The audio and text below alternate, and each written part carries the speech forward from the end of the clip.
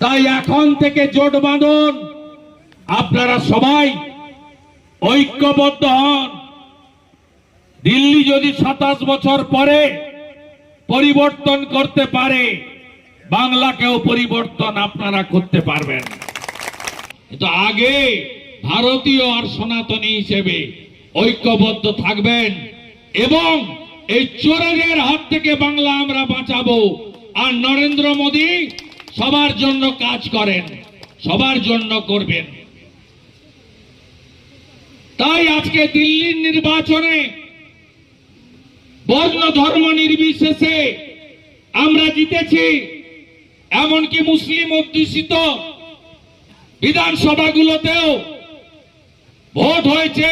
একজন বড় ইমাম 5 তারিখে ভোট দিয়ে বেরিয়ে বলেছেন, মুসলমানদেরকে বিজেপি হিন্দুদের পার্টি বলে ভয় দেখিয়ে চোরেরা ভোট ব্যাংকে পরিণত করে রেখেছে।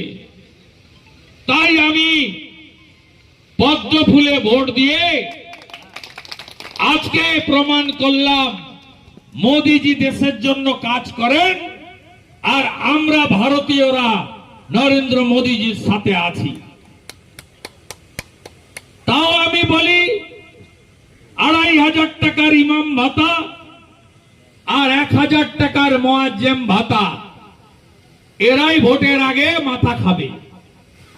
তাই এই যে 2500 1000-এর ভাতাজীবীরা, এরা সব ভোটেই গরিব সাধারণ মুসলিমদের ধর্মের সুশ্রুড়ি, ভোটের ভয় দেখানো সবকিছু করবে। তাই খুব একটা মুসলিম ভোট আশা করবেন না। এখানে 2-4 জন মুসলিম আছে, এরা আমাদের বন্ধু, এদের ভোট আশা করবেন না।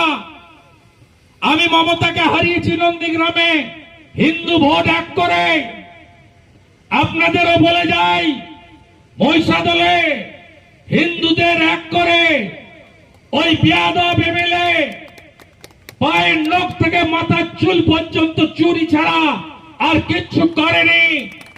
তাকে 12,000 নয় 24,000 ভোটে হারাতে আপনাদের হবে।